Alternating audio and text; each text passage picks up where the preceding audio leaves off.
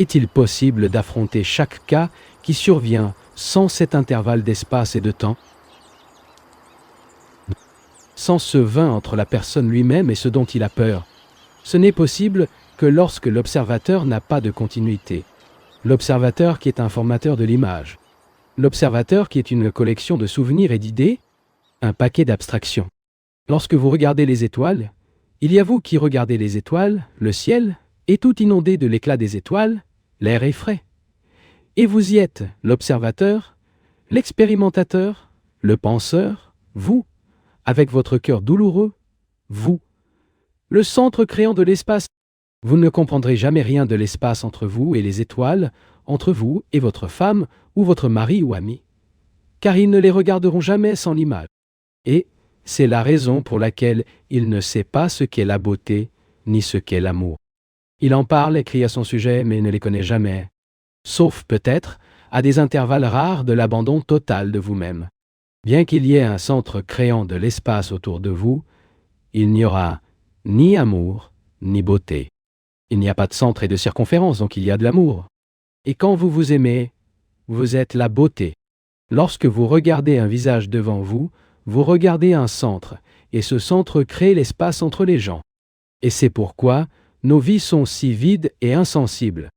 Vous ne pouvez pas cultiver l'amour ou la beauté, et vous ne pouvez pas inventer la vérité. Mais si vous êtes toujours conscient de ce que vous faites, vous pouvez cultiver la perception, et grâce à cette perception, vous commencerez à voir la nature du plaisir, du désir et de la souffrance, et la solitude totale et l'ennui dans lesquels la vie de l'homme commencera alors à découvrir cette chose appelée l'espace. S'il y a de l'espace entre vous et l'objet que vous observez, vous saurez qu'il n'y a pas d'amour. Et sans amour, autant que vous vous efforcez de rénover le monde, ou de créer un nouvel ordre social, ou autant que vous parlez d'amélioration, vous ne créera que de l'agonie. Donc, tout dépend de vous. Il n'y a pas de leader, il n'y a pas d'instructeur, il n'y a personne qui peut vous apprendre quoi doit faire. Ce n'est que dans ce monde fou et brutal. Ayez la gentillesse de continuer à me suivre un peu plus. Cet article peut être quelque peu complexe et subtil, mais continuez à enquêter. Eh bien, lorsqu'il forme une image sur vous, ou quoi que ce soit, vous avez la possibilité d'observer cette image. Et donc il y a l'image, l'observateur de l'image. Je vois une personne. Je suppose qu'une chemise rouge. Et ma réaction immédiate est d'aimer cette chemise, ou pas comme cette chemise. Aimer ou ne pas aimer est le résultat de ma culture, de mon éducation, de mes relations, de mes inclinations, de mes caractéristiques acquises ou héréditaires. C'est de ce centre que j'observe, et je porte mon jugement, et donc l'observateur est séparé de la chose qu'il observe. Cependant, l'observateur réalise plus d'une image. Il crée des milliers d'images. Maintenant, l'observateur diffère-t-il ces images? N'est-ce pas juste une autre image? C'est toujours ajouter ou soustraire quelque chose, ce qu'il est lui-même. Il est une chose vivante, à chaque fois, occupé d'en peser, comparer, juger, modifier, changer, en raison d'arrestation de l'extérieur et de l'intérieur. Il vit dans le monde de la conscience, qui sont ses propres connaissances, les influences et les innombrables évaluations, tout en regardant l'observateur, qui est vous-même, voit qu'il est composé de souvenirs, d'expériences, d'accidents, d'influences, de traditions et de variétés de souffrances infinies, tout cela étant le passé. Ainsi, l'observateur est à la fois le passé et le présent, et demain. L'air continu est en fait également parti. Il est un peu vivant, à moitié mort, et avec cette mort et la vie, il observe. Dans cet état mental, situé dans le champ de temps, vous, l'observateur, regardez la peur, la jalousie, la guerre, la famille, la laide et la fermeture appelée famille, et cherche à résoudre le problème de la chose observée, qui est le défi, le nouveau. Vous traduisez toujours le nouveau dans les termes du vieil homme, puis vous vous voyez dans un conflit perpétuel. Une image, en tant qu'observateur, observe des dizaines d'autres images autour et en vous-même. Et l'observateur dit j'aime cette image, je vais le garder, ou je n'aime pas cette image, et donc je m'en débarrasserai. Mais l'observateur lui-même a été formé par les différentes images, né de la réaction à plusieurs autres images. Par conséquent, nous avons atteint un point où nous pouvons dire que l'observateur est également une image. Cependant, il se sépare pour observer. Cet observateur qui a existé à cause de plusieurs autres images, il pense qu'il est permanent, et avec lui-même, et les autres images ont créé une séparation, un intervalle de temps. Cela génère un conflit entre lui et les images qu'il croit être la cause de ses tribulations. Alors il dit « Je dois me débarrasser de ce conflit », mais le désir même de se débarrasser du conflit crée une autre image. La perception de tout cela, qui est une véritable méditation, révèle qu'il y a une image centrale, formée par toutes les autres images. Et cette image centrale, l'observateur et le capteur, l'expérimentateur, l'évaluateur, le juge qui veut conquérir ou subjuguer les autres images ou les détruire. Les autres images se traduisent par les jugements, les opinions et les conclusions de l'observateur. Et l'observateur est le résultat de toutes les autres images. Par conséquent, l'observateur est la chose observée. Mais que peut faire une entité humaine? Que pouvez-vous et que puis-je faire pour créer une société complètement différente? Nous nous posons une question très sérieuse. Est-il nécessaire de faire quelque chose? Que pouvons-nous faire? Quelqu'un vous dira-t-il quoi faire? Beaucoup de gens l'ont dit. Les guides spirituels appellent qui supposent comprendre ces choses mieux que nous. Ils ont dit en essayant de nous modifier et de nous façonner en nouvelles normes. Et cela ne nous a pas emmenés très loin. Des hommes sophistiqués et savants ont dit, et ils ne nous ont pas emportés plus loin. Ils nous ont dit que tous les chemins mènent à la vérité. Vous avez votre chemin en tant qu'hindouiste, les autres l'ont en tant que chrétiens, et autres comme les musulmans. Mais tous ces chemins se retrouveront avant la même porte. Ceci, quand nous le considérons bien, est évident absurde. La vérité n'a aucun moyen, et c'est sa beauté, elle est vivante. Une chose morte a un moyen, la conduisant, car elle est statique. Mais quand tu réalises que la vérité est quelque chose qui vit, bouge, qui n'a pas d'atterrissage, qui n'a pas de temps, de mosquée ou d'église, et qu'aucune religion, aucun instructeur, aucun philosophe ne peut le conduire, ne verra également que cette chose est vivante. Et qui est-ce que vous le sont vraiment? Son irrationalité, sa brutalité, sa violence, son désespoir, l'agonie et la souffrance dans lesquelles il vit. Pour comprendre tout cela est la vérité. Et il le comprend seulement s'il sait voir ces choses de sa vie. Mais on ne peut pas les regarder à travers une idéologie, un rideau de mots, à travers les espoirs et les peurs. Comme vous le voyez, cela ne peut dépendre de personne. Il n'y a pas de guide, pas d'instructeur, pas d'autorité. Il n'y a que vous, vos relations avec les autres et le monde, et rien de plus. Quand ce fait est perçu, soit il produit un grand désespoir, provoquant du pessimisme et de l'amertume, soit face au fait que vous, et personne d'autre, est responsable du monde et de vous-même, comme vous le pensez, pour ce que vous ressentez, la façon dont vous vieillissez, disparaît de toute la pitié. Habituellement, nous aimons blâmer les autres, ce qui est une forme d'auto-épité. Ainsi, la perception révèle les différents états d'esprit, révèle les différentes images et la contradiction entre elles, révèle le conflit de l'irrésultant et le désespoir que l'on ne peut rien faire du conflit, et les différentes tentatives de s'en échapper. Tout a été révélé par une vigilance prudente et hésitante, puis se rend compte que l'observateur est la chose observée, n'est pas une entité supérieure qui prend conscience de ces deux choses. N'est-ce pas un moi supérieur? L'entité supérieure, le moi supérieur, ne sont que de simples inventions, tant d'images. La perception elle-même a révélé que l'observateur est la chose observée. Si vous vous posez une question, quelle est l'entité qui recevra la réponse? Et qui est l'entité qui enquêtera? Si cette entité fait partie de la conscience, si elle fait partie de la pensée, dans ce cas, elle est incapable de découvrir la réponse. Ce que vous pouvez découvrir n'est qu'un état de perception. Mais si dans cet état de perception, il y a encore une entité qui dit qu'elle doit être consciente, j'ai besoin de pratiquer la perception. Cette entité, à son tour, est une autre image. Cette perception que l'observateur est la chose observée n'est pas un processus d'identification avec la chose observée. Nous identifier avec une chose est relativement facile. La plupart d'entre nous s'identifient à quelque chose. Avec la famille, le mari, la femme, la nation. Et cette identification conduit à de grandes afflictions et à de grandes guerres. Nous considérons une chose entièrement différente que nous ne devons pas comprendre verbalement, mais au cœur, à la racine de notre être. Dans la Chine ancienne, un artiste, avant de commencer à peindre quoi que ce soit, un arbre, par exemple, était assis devant elle pendant des jours, des mois et des années, peu importe combien de temps, jusqu'à ce qu'il soit lui-même l'arbre. Il ne s'est pas identifié à l'arbre, mais c'était l'arbre. Cela signifie qu'il n'y avait pas d'espace entre lui et l'arbre. Il n'y avait pas d'espace entre l'observateur et la chose observée. Il n'y avait pas expérimenté pour expérimenter la beauté, le mouvement,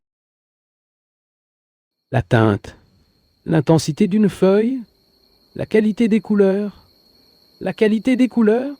Il était totalement l'arbre, et seulement dans cet état pouvait le peindre. Tout mouvement de l'observateur, s'il ne se rendait pas compte que l'observateur et la chose observée, ne crée qu'une autre série d'images, et encore une fois, y est empêtré. Mais que se passe-t-il alors lorsque l'observateur se rend compte que l'observateur est la chose observée? Marcher très lentement, car nous examinons une chose très complexe. Ce qui se produit, l'observateur n'agit pas absolument. L'observateur dit toujours « Je dois faire quelque chose à propos de ces images. Je dois les réprimer ou lui donner une manière différente. » Il est toujours actif ou par rapport à la chose observée, agissant et réagissant, passionné ou indifféremment.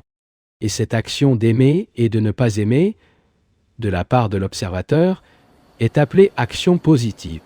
J'aime cette chose, donc je dois le garder. Je n'aime pas ça, donc je dois me débarrasser d'elle. Mais quand l'observateur se rend compte que la chose dont elle agit est elle-même, il n'y a pas de conflit entre lui et l'image. Il est elle. Il n'est pas séparé d'elle. Lorsqu'il est séparé, il a fait ou essayé de faire quelque chose à son sujet. Mais quand il se rend compte qu'il est lui-même, il n'y a plus de genre à ne pas l'aimer. Et le conflit cesse. Eh bien, que pourrait-il faire? Si c'est vous, que pouvez-vous faire? Vous ne pouvez pas se révolter contre elle, ou échapper à elle, ni même l'accepter. Il existe simplement. Ainsi, chaque action résultant de la réaction de l'aimer et de ne pas l'aimer cesse. Il constatera alors qu'il y a une perception qui devient extrêmement vivante. Il n'est soumis à aucun facteur central ou à une image de cette intensité de perception. Il provient d'une qualité d'attention différente et de l'esprit, donc parce que l'esprit et cette perception devient sensible et très intelligent.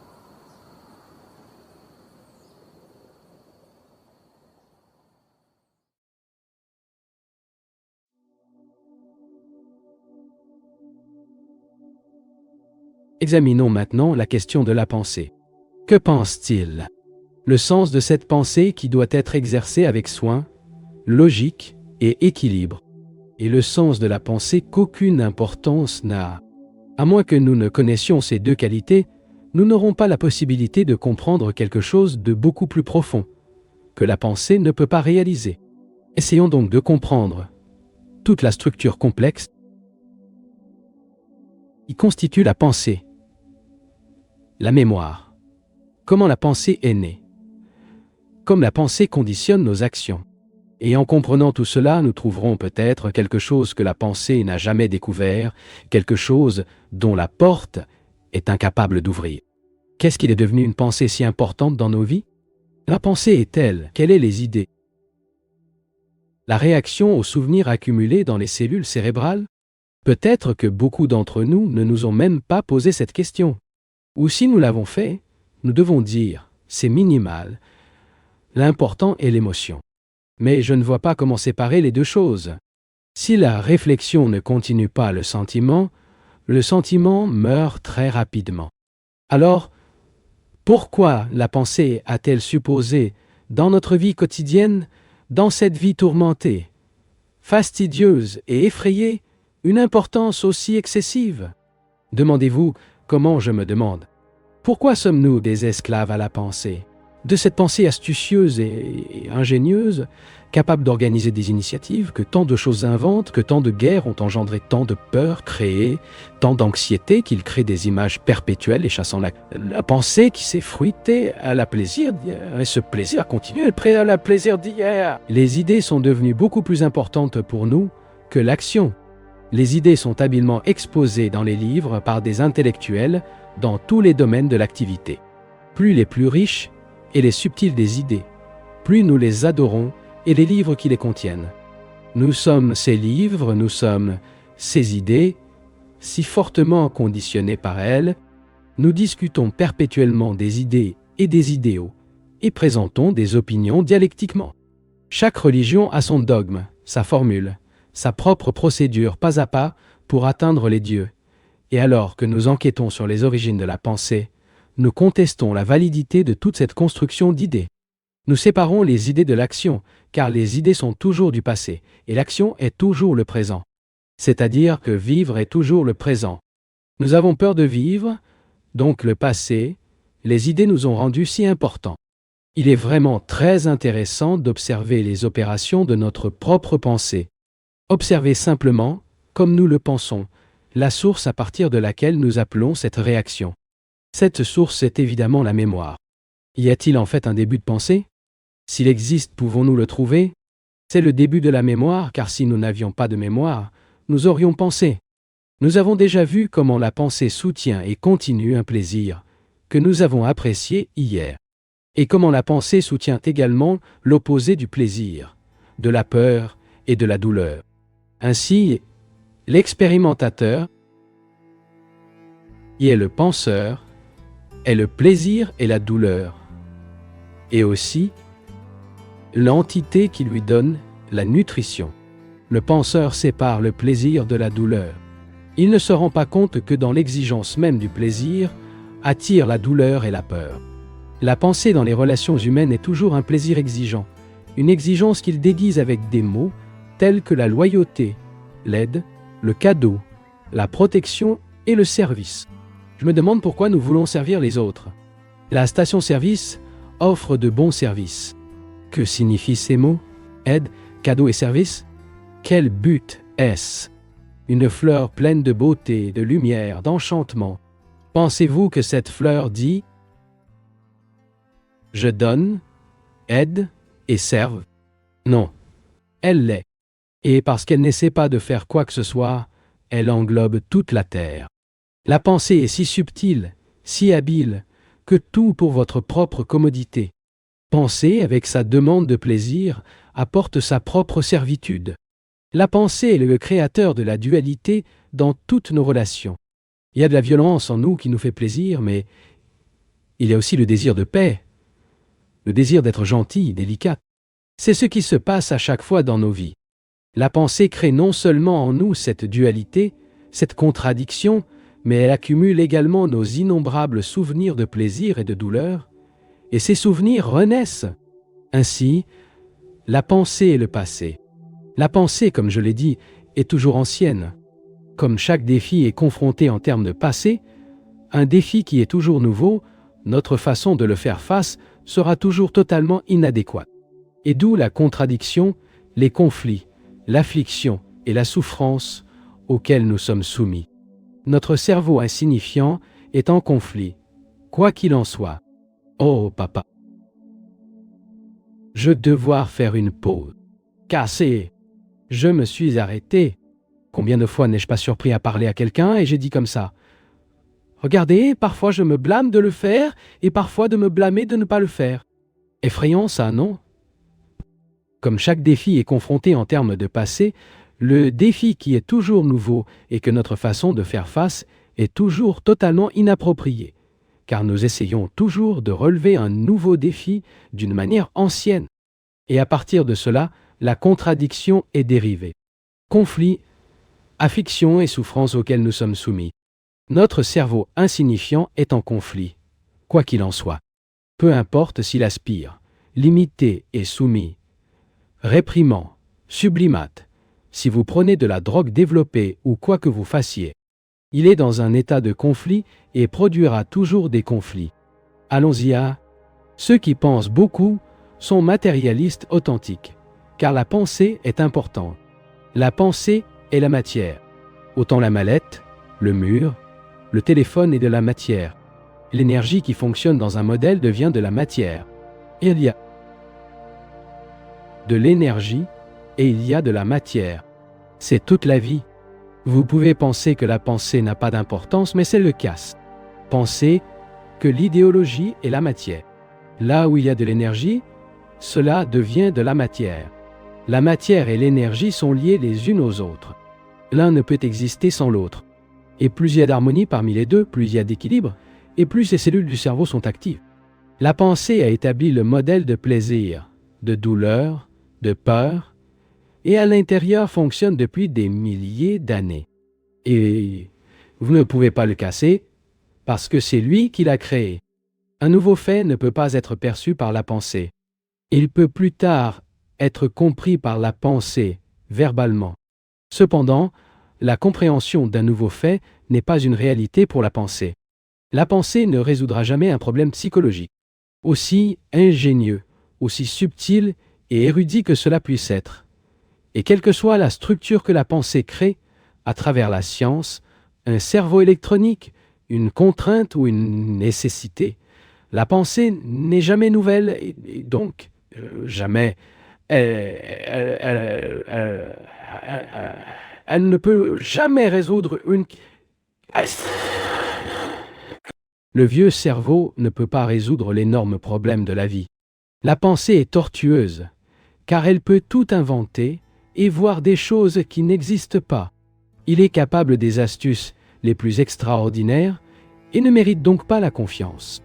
Mais si vous pouvez comprendre toute la structure, parce que vous pensez les mots qui utilisent votre comportement dans la vie quotidienne, votre façon de parler aux gens et de les traiter, de votre façon de marcher et de manger. Si vous percevez toutes ces choses, alors votre esprit ne vous trompera pas. Il n'y aura donc rien à vous tromper. L'esprit n'est donc pas une entité qui exige, qu'elle juge. Il devient très calme, flexible, sensible, seulement. Et dans cet état, il n'y a aucune erreur. Avez-vous remarqué que, lors de la découverte, dans un état de tension complète, l'observateur, le penseur, le centre, le soi, cesse d'exister? Dans cet état d'attention, la pensée commence à définir. Si une personne veut voir quelque chose de très clairement, il doit avoir son esprit très calme, sans ses préjugés, ses bavardages, ses dialogues, ses images, ses peintures. Tout cela doit être mis sur la touche pour regarder. Et seulement dans le silence qui peut être observé au début de la pensée, et pas quand nous recherchons, posant des questions et attendant des réponses. Par conséquent, ce n'est que lorsqu'il y a complètement l'immobilité dans notre être et que nous posons la question. Quelle est l'origine de la pensée? Nous commençons à voir, en vertu de ce silence, comment la pensée se forme. S'il y a la perception de la façon dont la pensée commence, il n'est pas nécessaire de le contrôler. Nous avons passé une grande somme de temps et avons fait face à une grande quantité d'énergie à travers toute vie.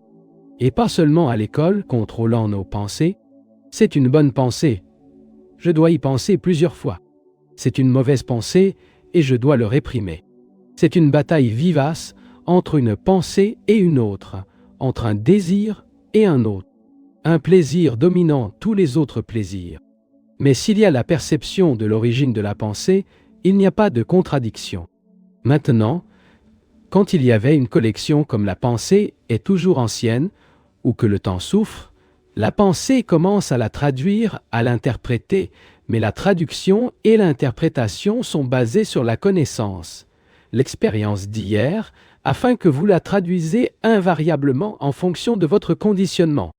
Mais si vous regardez ces pervers, les déclarations, et que vous ne les interprétez pas du tout, se dispensant ainsi avec vous seulement toute votre attention, pas la concentration, Découvre qu'il n'y a pas d'observateur observé, qu'il n'y a pas de penseur ou de pensée.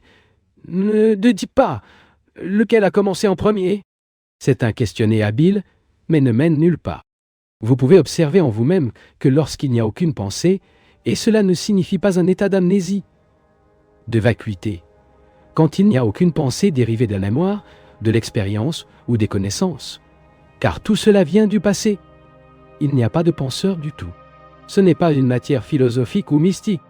Nous avons affaire à de vrais faits. Et si vous m'accompagnez, si vous m'avez accompagné ici, vous répondrez à chaque défi, non pas avec l'ancien cerveau, mais d'une manière totalement nouvelle.